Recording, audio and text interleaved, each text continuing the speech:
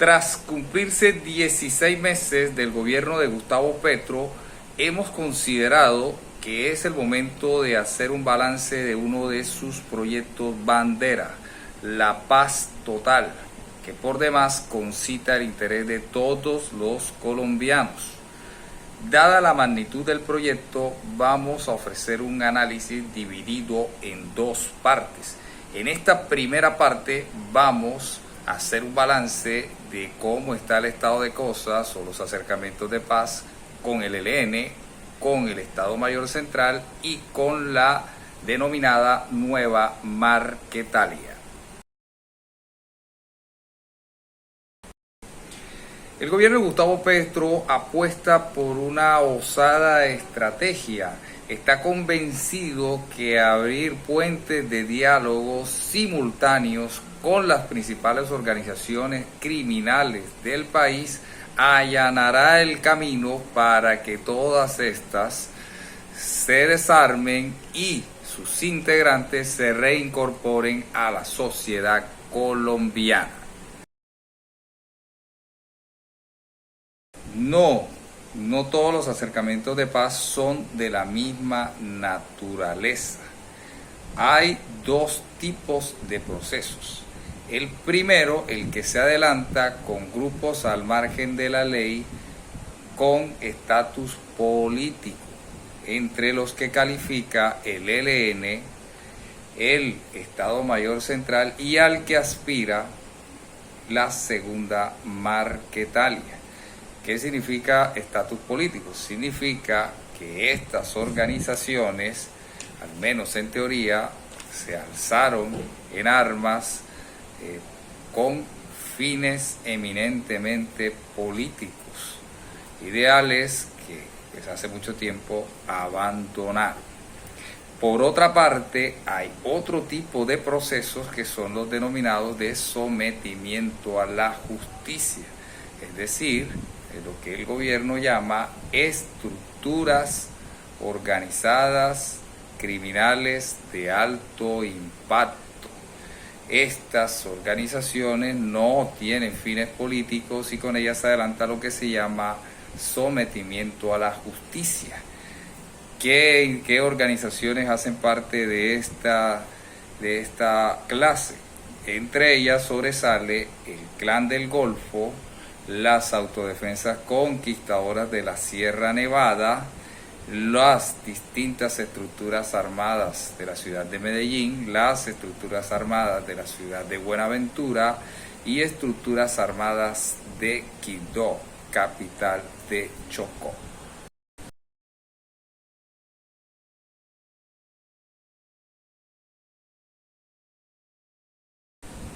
Con el ELN, que es formalmente la única guerrilla que se mantiene en pie en el país, se han concretado a principios de este mes de diciembre 5 ciclos de negociación en los cuales el resultado es ambivalente, ceses de fuegos parciales, incumplidos por varios de las estructuras del ELN y su renuencia a abandonar la práctica del secuestro. No obstante, en el último ciclo se comprometen que a partir del 31 de enero de 2024 acabarán con la práctica del secuestro. Sin embargo, hace unos días su líder histórico, Antonio García, ha anunciado que ello no será posible si el gobierno no financia a la organización, no podrán abandonar plenamente la práctica del secuestro. Además de esto, hay otros factores que hacen difícil que las negociaciones con el ELN avancen, no solo en el gobierno Petro. Todos los gobiernos desde 1990, desde el gobierno de César Gaviria hasta el presente, no han podido concretar negociaciones de paz con el ELN. En parte se puede resumir en tres factores que lo explicarían. Primero, el ELN es una estructura federalizada, que significa que es muy difícil que todos los distintos comandantes de las organizaciones dispersadas a lo largo y ancho del país se pongan de acuerdo, se sometan al Comando Central del ELN. Segundo, los enfrentamientos y rivalidades que tienen con otras organizaciones, según cada uno de los departamentos donde tienen predominio, a fin de afianzar sus rentas de economías ilícitas. Y tercero, la presencia, se cree que relativamente significativa, que tiene el ELN del otro lado de la frontera, en Venezuela.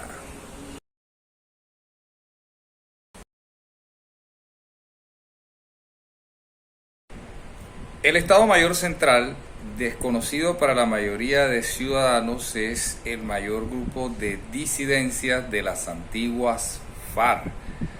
Surge de la negativa de continuar el proceso de líderes de lo que entonces era el Frente Primero de las FARC en mayo de 2016, justo en la recta final del acuerdo de paz firmado con las antiguas FARC. Desde entonces, en estos 7 años que han transcurrido, no ha cesado de expandir su presencia, principalmente en el suroriente del país y en el suroccidente. Encabezado por Iván Mordisco, esta organización, desde que Petro ganó las elecciones a mediados del año pasado, manifestó sus intenciones de iniciar un eventual proceso de paz. Semejante al caso del ELN, las negociaciones y el proceso ha estado empañado por continuas interrupciones de los declarados ceses al fuego. En lo más reciente, en octubre 17 de 2023, anunciaron un cese bilateral al fuego. Luego, a inicios de noviembre, se levantaron del primer ciclo de negociación.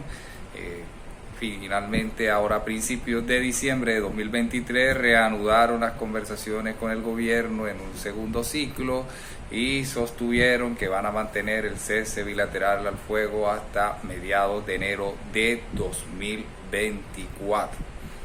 Esta estructura criminal cuenta ya con alrededor de 3.000 o 4.000 miembros.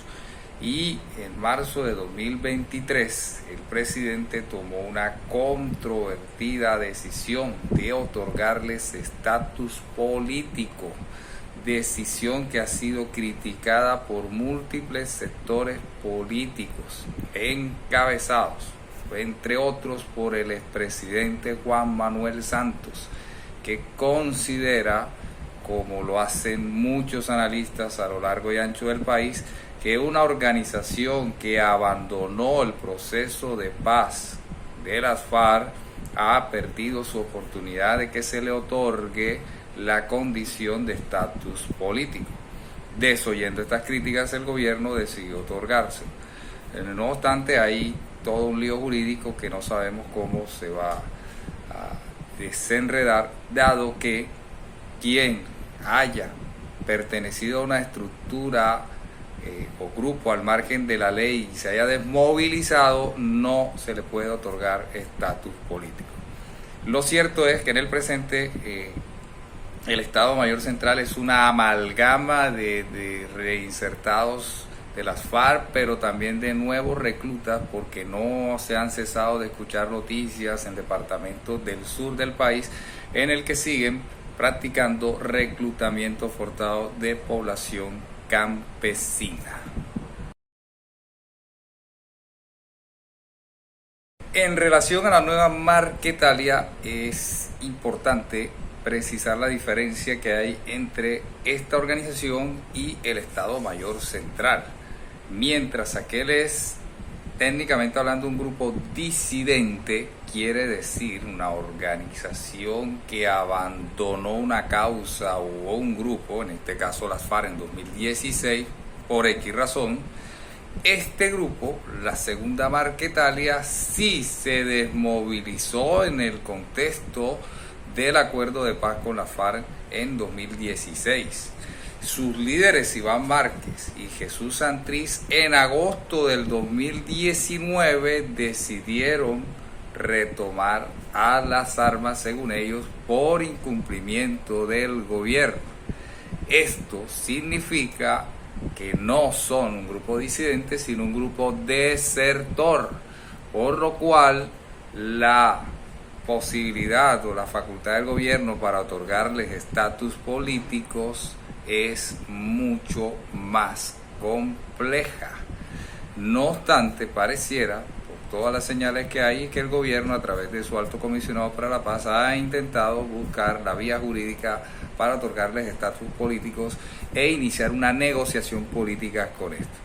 Desde luego, como dije hace unos minutos, sí, el estatus político del Estado Mayor Central generó toda una lluvia de críticas, pues con la segunda Marquetalia es innumerables las críticas que se le han venido al gobierno nacional.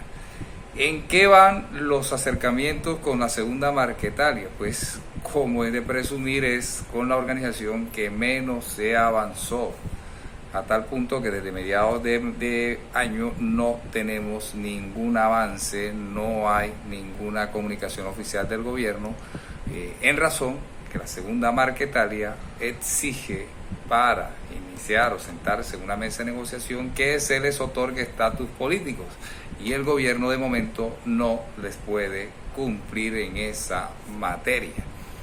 La nueva Marquetalia calcula que pueden ser entre 1.500, 2.000 hombres, y todos los informes de inteligencia apuntan a que un número significativo, una parte de ellos, está en Venezuela.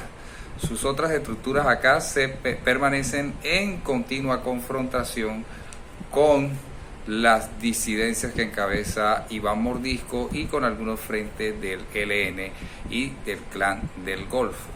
Por ende, pues el futuro de las negociaciones con la segunda Marquetalia no se vislumbra con claridad en el presente.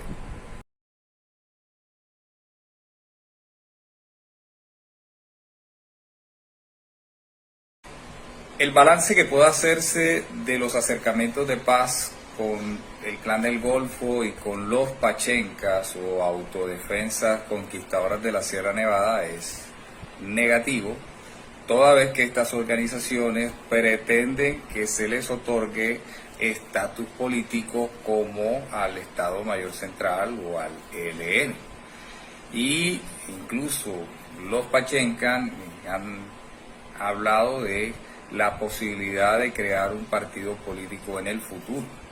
Además de esto, la suspensión de las órdenes de captura de sus máximos líderes no ha sido posible por la oposición bastante racional de la Fiscalía General de la República. Además de esto, el Clan del Golfo exige la eliminación de la extradición para sus líderes, una condición difícil de negociar. Así que desde mediados de este año no ha habido avances con ninguna de las dos organizaciones, pese a que en el pasado mes de septiembre, en una carta abierta, los máximos cabecillas de los Pachenca hablaban al gobierno de acelerar la puesta en marcha de una mesa de diálogo, pero hasta el momento eso no se ha concretado. En términos estadísticos, se calcula que el Clan del Golfo es la organización más grande y extendida del país. Cuenta con es difícil estimar, pero según los expertos calculan entre 4.000 y 5.000 hombres que están vinculados con esta organización. En cuanto a los Pachenca, pues están situados entre unos 800 o 1.000 hombres y muy localizados en zonas alrededor de la Sierra Nevada de Santa Marta. Así que las perspectivas con estas organizaciones no son nada alentadoras.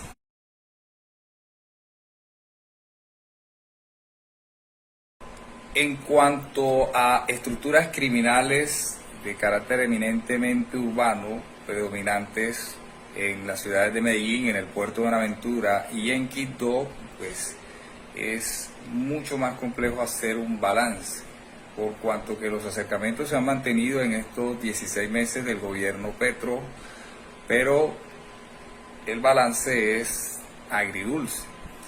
Por lo menos ninguna de estas organizaciones pues ha pensado o ha planteado estatus político al gobierno nacional.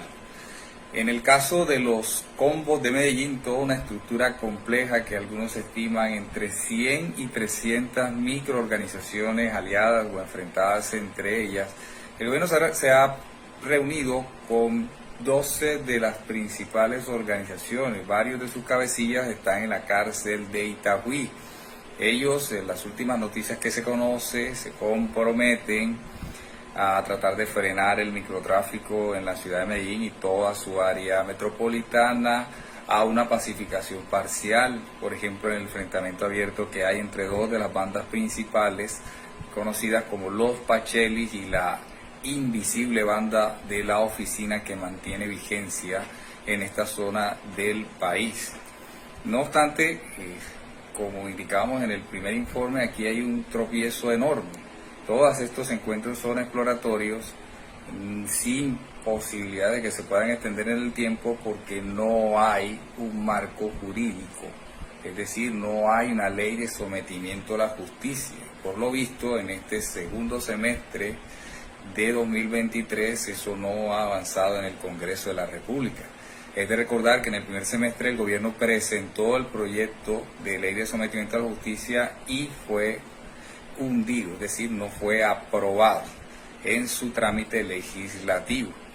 Así que estamos construyendo unos encuentros exploratorios que son como un castillo en el aire, una casa que no tiene cimientos en este momento. Lo mismo los diálogos que hay entre las chotas y los espartanos, las bandas predominantes en Buenaventura, que parcialmente han sostenido una tregua que han roto en el transcurso de este 2023, pero nuevamente se han comprometido a mantenerse en tregua hasta el 4 de febrero de 2024.